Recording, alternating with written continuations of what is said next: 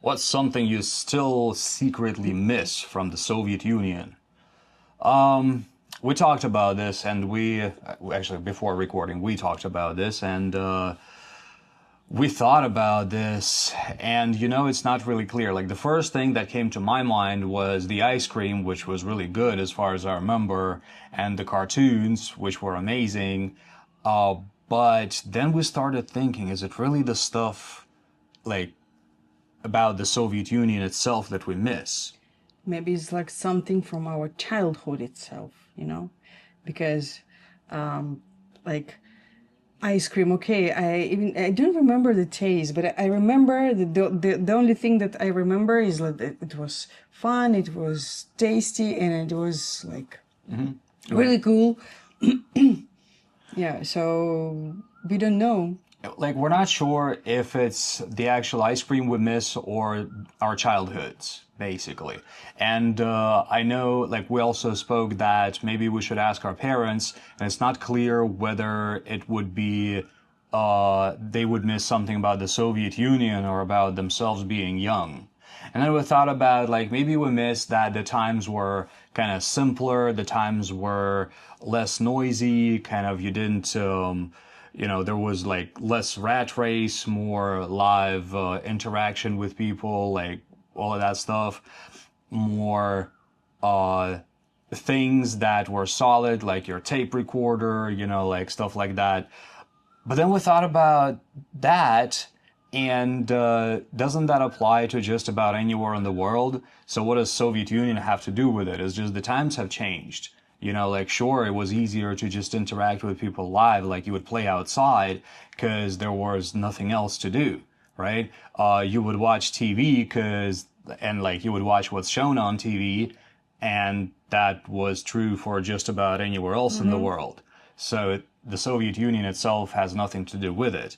And like, sure, there was free education and free healthcare, and that was good objectively, but like we were kids. Kids, I didn't care about like Yeah, free exactly. education and free healthcare, It's not something you thought about as a kid, or like the stability, the fact that you could be more certain in the next day.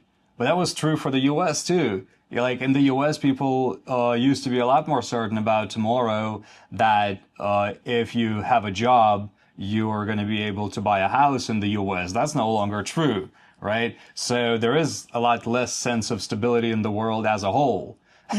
So again, what does the Soviet Union have to do with it? Like in the Soviet Union too, like you could be certain that, if you work hard, you would be given like, respect. Maybe your factory or wherever you work would give you an apartment. If you kind of like outperform your plan. But sure, the system was different, but the sense of stability, again, I think it would apply to most of the world, whatever their systems were. And as we like discussed in our previous videos about USSR, we were born in the late era, it's like We got the twilight. yeah, of USSR, and it was like shortages of like products, of goods and Groceries, yeah. groceries. I don't miss it at all, Yeah, like you go to the store to find the shelves empty, Yeah. and a big old line of people waiting for stuff, and not a fact that you'll get it. Like maybe they'll just run out by the time your turn reaches. But anyway, if I talk, for example, to my mom or like to my aunt, Aunt or aunt. they will miss that time in general. That I think they don't miss that these shortages or something. They miss Their feeling of stability, like they were young.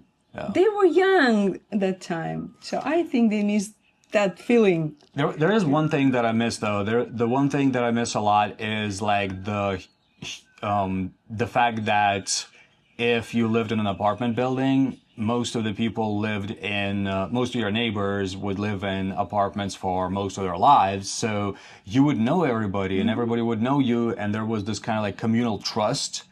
And you would know that's Uncle Igor. He doesn't really talk to anybody, you know, but he's all right.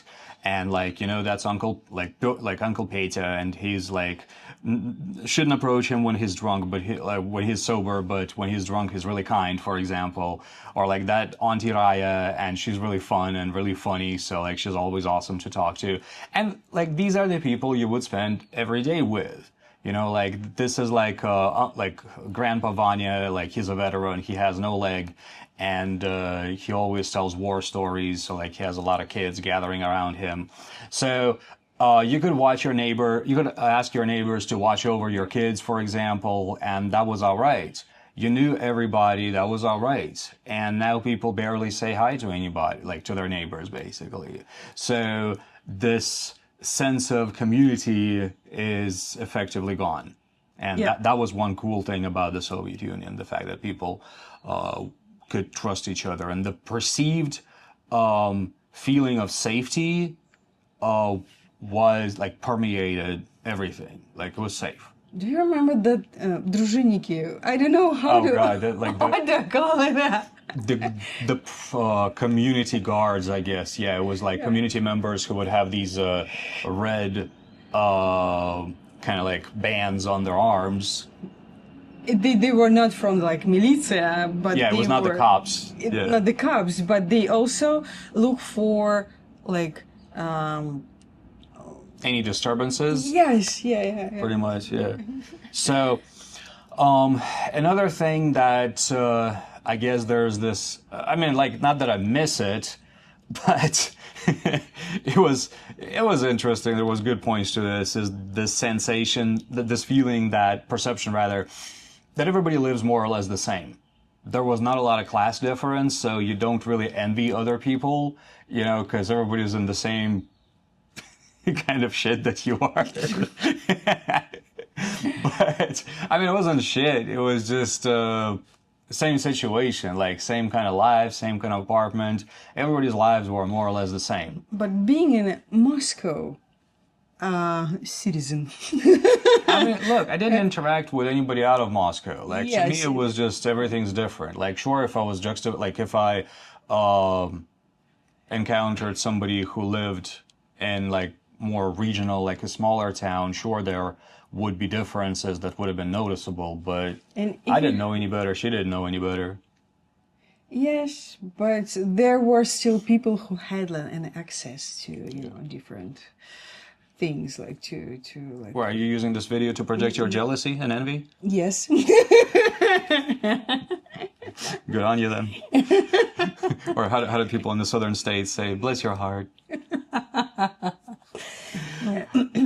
But yeah, so like to summarize, I'm not sure if it's anything from the USSR specifically that we miss, rather than about the time itself, like the slower tempo of life and stuff like that.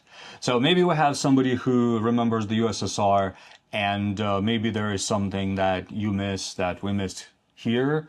But I think it's not the country itself that we missed. There was a lot of negative parts to it as well, rather than the times, or parts of the times, rather. So we're going to pick the next one, and please, while we're picking the next one, don't forget to give us a like and subscribe to the hat. This is the hat that we pick random stuff out of every day. And our topic for the next... Из пальца высосано.